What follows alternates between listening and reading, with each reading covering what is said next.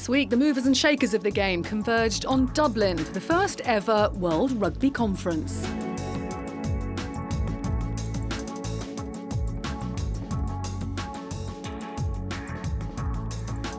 Having a World Rugby Conference and exhibition to us is all part of our aim to not just regulate rugby but to inspire the sport of rugby, and this is a way to bring everyone in the game together, opinion leaders, players, coaches, administrators, and talk about the sport, find other ways to make the sport grow around the world and excite people on the subject of rugby. I think that people are wanting information, are wanting to understand what's going on around the world, not just in their neck of the woods. Comparable analysis is the favorite word in business. You know, you've got to understand what somebody else is doing to be better than them, let alone even to catch up to them and so forth. And so with 118 countries here, 30 exhibitors and so forth, it really allows you to increase your knowledge base.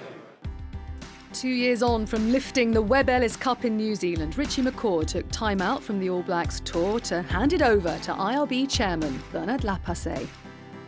Time moves on pretty quick and we're sort of more than halfway through the 4-year cycle. Every time I see the Cup, it reminds you of the hard work that went into winning it and how much it takes. So, you know, probably feel the same again now. You sort of remember what it was all about. I'd love to have another go at it. So, like at the moment, I'm just enjoying getting a couple of games under the belt and just loving playing for this All Black team. So you know, if that sort of desire and enjoyment is there, then I'd like to carry on for as long as I can. The amount of energy and work and what you put into it to do that is something that you have many teams around the world all doing that, and you know, 2 years is a long time in footy.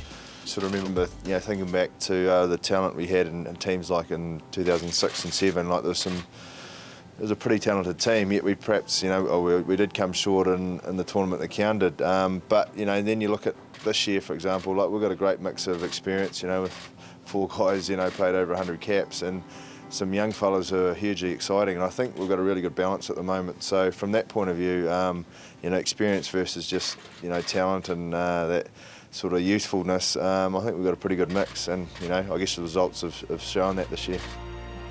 The conference was also an opportunity to recognise the year's outstanding achievements. The former South African coach Ian McIntosh was presented with the Vernon Pugh Award for Distinguished Service.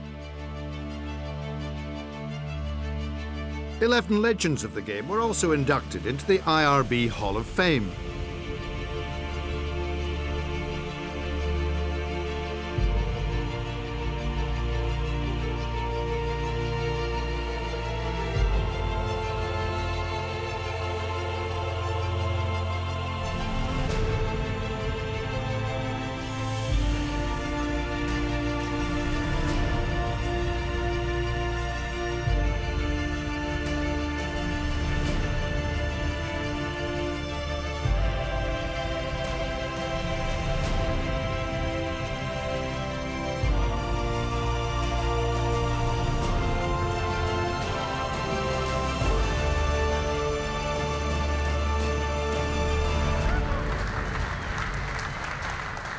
Those present on the night included Australia's Mark Ella and his compatriot, George Gregan.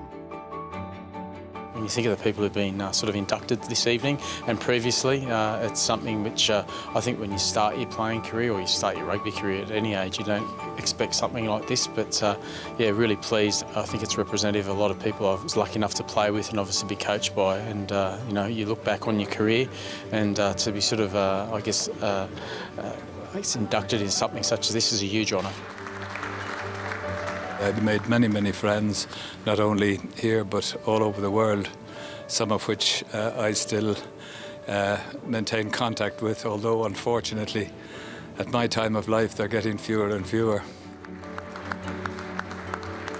No, I'm very proud, obviously, and I think it gives you an opportunity on occasions like this just to sort of reflect back on your career. And when you've seen all the greats of the world game having already been inaugurated into the IRB Hall of Fame, you think, my goodness, am I deserving of my position alongside some of these people? So I'm very honoured, I'm very flattered, and I'm excited as well. So it's a nice thing to get, particularly when you played rugby in the last century.